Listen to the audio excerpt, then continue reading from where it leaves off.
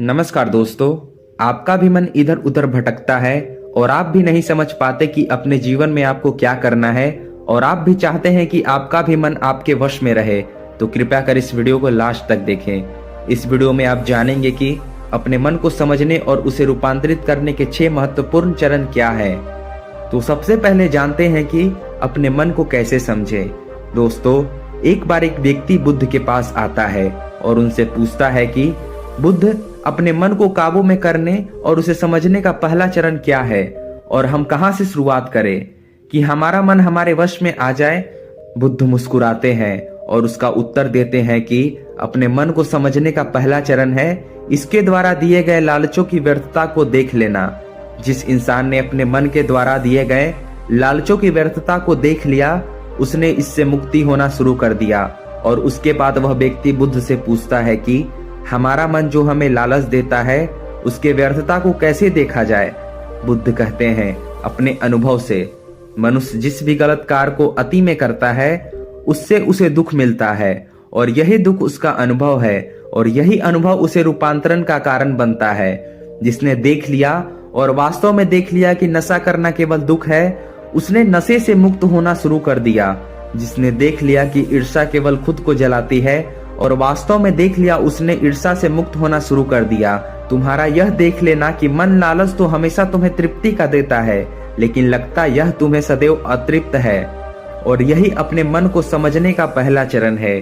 कहानी को आगे बढ़ाने से पहले आपको इस एक प्रश्न को समझना आवश्यक है, और वो प्रश्न है कि आप अपने मन को वश में करना क्यों चाहते हैं। क्योंकि आपने यह अनुभव रखा है कि आपका मन आपको दुख देता है, क्योंकि आपको आपके मन के लालच बहुत बड़े सुहावने लगते हैं। इसलिए आप इन लालचों के पीछे छुपे हुए दुखों को नहीं देख पाते। सिर्फ अपने दुखों को देख लेने से आपका मन आपके वश में नहीं हो जाएगा।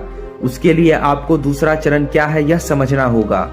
वह व्यक्ति बुद्ध से पूछता है कि बुद्ध, यदि कोई व्यक्ति यह जानता है कि उसके मन के लालचों के कारण उसके जीवन में दुख है, तो क्या इसका अर्थ यह है कि वो व्यक्ति पहले चरण पर है?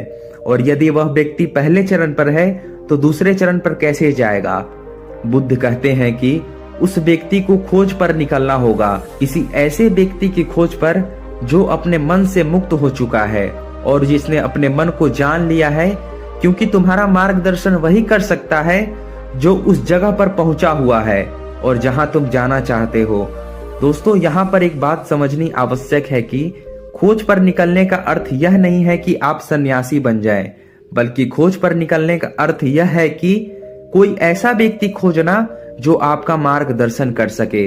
अब यहाँ पर प्रश्न यह उठता है कि ऐसे व्यक्ति को कहां पर खोजें, क्योंकि आस पड़ोस में तो सभी लोग अशांत भरे पड़े हुए हैं। तो इस प्रश्न का उत्तर है कि आप ऐसे व्यक्ति को आसपास में मत खोजिए, बल्कि इंटरनेट पर खोजिए, क्योंकि इंटरनेट आपको पूरी दुनिया से जोड़ता है। दोस्तों, मैं और आप इस इंटरनेट के बदौलत ही जुड़े हुए हैं और आप इस वीडियो को देख पा रहे हैं। दोस्तों, इस दुनिया में बहुत सारे लोग थे और अभी हैं और हमेशा रहेंगे जो आपका मार्गदर्शन कर सकते हैं। कहानी में वापस लौटते हैं और अच्छे से जानते हैं कि अपने मन को समझने का दूसरा चरण क्या है। वह व्यक्ति बुद्ध से पूछता है कि उस व्यक्ति की पहचान क्या है जिसने अपने मन को समझ लिया है और जिसने खुद को जान लिया है, क्योंकि हर व्यक्ति यह दावा करता है कि वह ज्ञानी और बुद्धिमान है, लेकिन वास्तव में ज्ञानी कौन है वह कैसे पता लगेगा। बुद्ध कहते हैं कि यही तीसरा चरण है, और वो चरण है सुनकर सुनना ही अपने मन को समझने का तीसरा चरण है। उसके बाद वह व्यक्ति बुद्ध से पूछता है कि क्या देखकर यह पता नहीं किया जा सकता, क्योंकि आपको देखकर ही पता लगता है कि आप एक महात्मा हैं। बुद्ध कहते हैं कि देखने से तो कोई व्यक्ति बहुत शांत लगता है, लेकिन भीतर से वह क्या है यह उसके शब्द ही बता सकते हैं। लेकिन ध्यान रहे कि शब्दों पर भी विश्वास एकदम से नहीं कर लेना है। किसी भी बात पर विश्वास इसलिए कर लेना है कि उसे मैंने कहा हुआ है या किसी महात्मा ने कहा है। किसी भी बात पर विश्वास आपको तब कर लेना है जब वह तुम्हारा अनुभव बन जाए। गौतम बुद्ध के द्वारा कही गई इस बात को मैं आपको थोड़ा और आसान भाषा में समझाने की कोशिश करता हूँ। दोस्तों, कोई कहता है कि ध्यान करना अच्छा है और कोई कहता है कि ध्यान करना बुरा है। ये दोनों ही अतियां हैं। अगर आप भी ध्यान को अच्छा मानते हैं तो आप बहुत जल्द ही उसे बुरा मानने लग जाएंगे, और यही हमारे मन की चाल है। तो अब आपके मन में सवाल उठा होगा कि कैसे? तो उसका उत्तर यह है कि ध्यान की शुरुआत में आपको आनंद नहीं मिलेगा, बल्कि बोरियत महसूस होगी। और आपका विश्वास क्या था कि ध्यान अच्छा है, लेकिन आपको अनुभव क्या हो रहा है कि ध्यान बोरियत है। तो धीरे धीरे आपका विश्वास बदलने लगेगा। पहले आप ध्यान को अच्छा मानते थे, लेकिन अब आप ध्यान को बुरा मानने लग जाएंगे। आप एक अति से दूसरे अति पर पहुंच जाएंगे, और यही हमारे मन की चाल है। हमारा मन हमें अतियों में ही भटकाता रहता है। अगर आप ध्यान को बुरा मानते हैं तो आप कभी भी ध्यान करेंगे ही नहीं। अब कहानी में वापस लौटते हैं और अच्छे से समझते हैं कि अपने मन को समझने का तीसरा चरण क्या है। बुद्ध कहते हैं, किसी भी बात पर विश्वास तब तक नहीं करना है जब तक वह तुम्हारे विवेक की कसौटी पर खरी नहीं उतर जाए, और इसके लिए कर्म करना आवश्यक है, और कर्म ही अपने मन को समझाने का चौथा चरण है। अगर आप धन कमाना चाहते हैं तो आपको सही दिशा में कर्म करना आवश्यक है। ठीक उसी प्रकार अगर आप खुद को जानना चाहते हैं तो आपको सही दिशा में कर्म करना आवश्यक है। वह आदमी बुद्ध से पूछता है कि सही दिशा में कर्म करते वक्त आदमी क्या गलती कर सकता है? बुद्ध कहते हैं कि केवल दो गलतियां कर सकता है। पहली गलती है शुरुआत ना करना, और दूसरी गलती है पूरा रास्ता तय न करना। और इन दोनों गलतियों के पीछे हमारे मन की चाल होती है। कोई सोचता है कि मैं शुरुआत कल से करूंगा, और कोई सोचता है कि शायद मैं सफल न हो पाऊं। इन दोनों गलतियों को व्यक्ति जागरूकता की कमी के कारण करता है। बिना जागरूकता के व्यक्ति का मन उसे सही दिशा में चलने ही नहीं दे सकता, और यह जागरूकता ही अपने मन को समझाने का पांचवा चरण है। इसलिए दिन के हर एक क्षण को जागरूकता के साथ जियो। किसी भी कार्य को करो तो उसे जागरूकता के साथ करो। अगर सांसें भी लो तो उसे जागरूकता के साथ लो। बिना जागरूकता के साथ जिया गया एक भी क्षण मृत्यु के समान है। और ध्यान रहे कि जागरूकता बिना ध्यान के संभव नहीं है। वह व्यक्ति बुद्ध से पूछता है कि बुद्ध, अपने जागरूकता के स्तर को कैसे बढ़ाया जा सकता है? बुद्ध कहते हैं कि ध्यान के द्वारा, और ध्यान ही 6 चरण हैं। एक बार आप अपने मन को समझने के 6 चरणों को ध्यान से समझिए। अपने मन को समझने के 6 चरण। पहला, थोड़ी जागरूकता के साथ यह देख लेना कि यह मन ही दुख के बीज बोता है। दूसरा, किसी ऐसे व्यक्ति को खोजना जो मन से मुक्ति पाने का मार्ग बता सके। तीसरा, सुनना। चौथा, सुने हुए को कार्य में लाना। पांचवा, जागरूकता जिससे आप मार्ग से भटके ना। और छठा, ध्यान। यदि सीधे शब्दों में कहा जाए तो ध्यान ही वह नाव है जिस पर बैठकर मन रूपी नदी को पार किया जा सकता है। लेकिन ध्यान तक पहुंचने के लिए शुरुआत के 5 चरण बहुत आवश्यक हैं। अभी आप कौन से चरण पर हैं? आप हमें कमेंट करके जरूर बताएं, क्योंकि दोस्तों हर ज्ञानी इन 6 चरणों से गुजरता ही गुजरता है। दोस्तों, अब जानते हैं कि अपने मन को अपना सेवक कैसे बनाएं। एक सच्ची कहानी से तो चलिए कहानी की शुरुआत करते हैं। दोस्तों, इस कहानी को अगर आप ध्यान से पढ़ते हैं तो आपको दिए गए 2 प्रश्न का उत्तर मिलेगा। पहला, हम अपने मन के गुलाम क्यों बन गए हैं? और दूसरा, हम अपने मन को अपना गुलाम कैसे बना सकते हैं? आपके पहले प्रश्न का उत्तर यह पहली कहानी में है। तो आइए इस कहानी को सुनते हैं और समझते हैं। एक बार एक राजा के दरबार में एक कलाकार आता है, और इस कलाकार की खासियत यह थी कि जब भी यह कलाकार अपनी कलाकारी दिखाता था तो ऐसा कोई भी व्यक्ति नहीं होता था जो इसके कलाकारी देखकर हंसे ना। बड़े बड़े राजा महाराजा इस कलाकार की कलाकारी को देख के हंसते हंसते लोटपोट हो जाते थे। लेकिन इस बार वह कलाकार एक गंभीर राजा के दरबार में था, इसलिए लोगों को यह संदेह था कि कहीं वो इस बार असफल ना हो जाए। वह कलाकार अपनी कलाकारी दिखाना शुरू करता है, और वही होता है जो हर बार से होता आ रहा था। राजा का हंसते हंसते बुरा हाल हो जाता है। वह राजा उस कलाकार की कलाकारी को देख इतना प्रसन्न होता है कि वो इस कलाकार को मुंह मांगा इनाम देने के लिए तैयार हो जाता है। हमें यह बात हमेशा याद रखनी चाहिए। अधिक खुशी में लिए गए फैसले अक्सर गलत साबित होते हैं। राजा उस कलाकार से कहता है कि मांगो जो भी तुम मांगना चाहते हो, मैं तुम्हारी कलाकारी से बहुत प्रसन्न हुआ।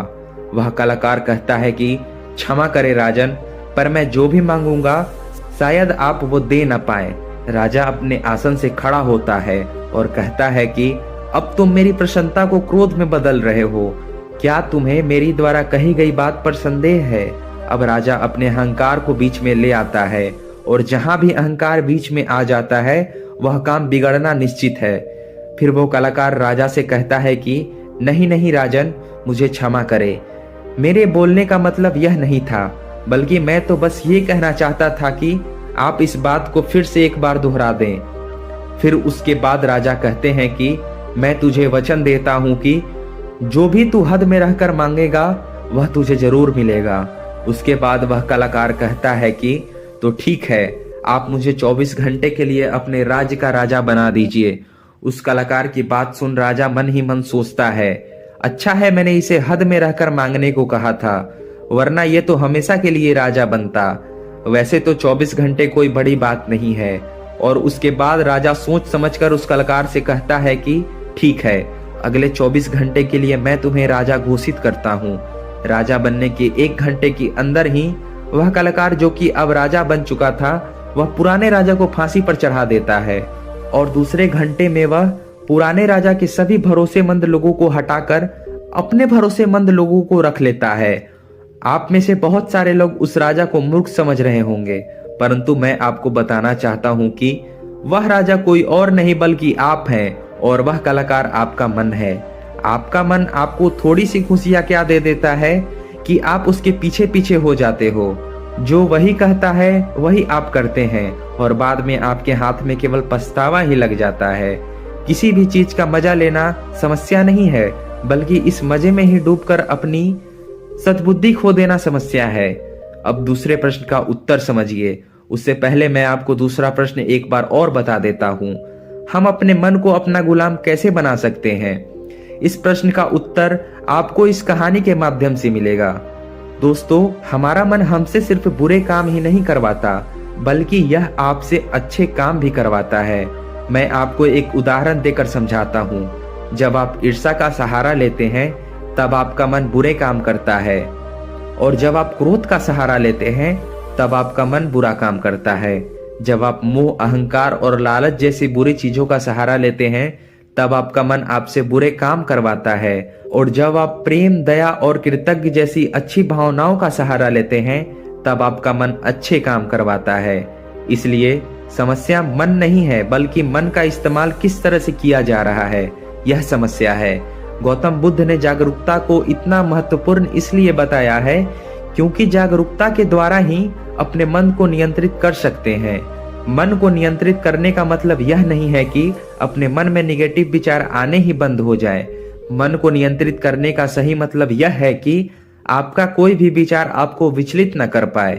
विचलित होने का अर्थ सिर्फ परेशानी होना ही नहीं, बल्कि खुश होना भी होता है। बहुत ज्यादा खुश होना समस्या नहीं है, परंतु उस खुशी से कोई निर्णय लेना समस्या है। उदाहरण, किसी से कोई वादा कर देना। ठीक उसी प्रकार बहुत ज्यादा खुश होना समस्या नहीं है, बल्कि इस दुख के कारण कोई निर्णय लेना समस्या है। उदाहरण, आत्महत्या करना। अगर आप पूरे जागरूकता के साथ यह देख पाए कि सुख और दुख, इन दोनों की अति में कोई भी निर्णय लेना दुख और पीड़ा को जन्म देता है, तो आप आंख बंद करके सुख के पीछे नहीं भागेंगे, और अगर आप सुख के पीछे नहीं भागेंगे तो दुख आपके पीछे नहीं भागेगा, क्योंकि ज्यादातर लोग जिसे सुख समझते हैं वह दुख की परछाई है। अब लोग इस बात का यह अर्थ निकाल लेंगे कि हमें सुख का आनंद नहीं लेना चाहिए, जबकि यह निष्कर्ष बिल्कुल गलत है। अगर आप सुख और दुख इन दोनों की अति में कोई निष्कर्ष नहीं निकाल पाते हैं तो आप वही रहते हैं जहां आपको रहना चाहिए, मध्य बिंदु पर, जिसकी बात हर बार बुद्ध कहते हैं। मैं आपको मन के बारे में एक खास बात बताता हूँ। आपको ऐसा कब लगता है कि आपको अपने मन को वश में करना चाहिए? मैं आपको बताता हूँ, जब आप वो काम कर रहे होते हैं जो काम करना आपके लिए सही नहीं होता है, तब आपको महसूस होता है कि आपको अपने मन को अपने वश में करना चाहिए, मगर आप वो काम फिर भी कर जाते हैं क्योंकि आपको उस काम को करने में मजा आता है। उदाहरण के लिए, चुगली करना। आपको पता है कि चुगली करने से आपको कुछ भी फायदा नहीं होगा, फिर भी आप चुगली करते हैं क्योंकि चुगली करने से शुरुआत में मजा आता है, परंतु धीरे धीरे ही आपको पता चलता है कि आप अपने ही नजरों में छोटे बन गए हैं। दोस्तों, गौतम बुद्ध के द्वारा दिया गया यह सूत्र आपको आज बताता हूँ जो आपकी जिंदगी बदल सकता है। और वो सूत्र है, जिन कर्मों को करने में शुरुआत में बहुत मजा आए तो वह काम आपके लिए हानिकारक है।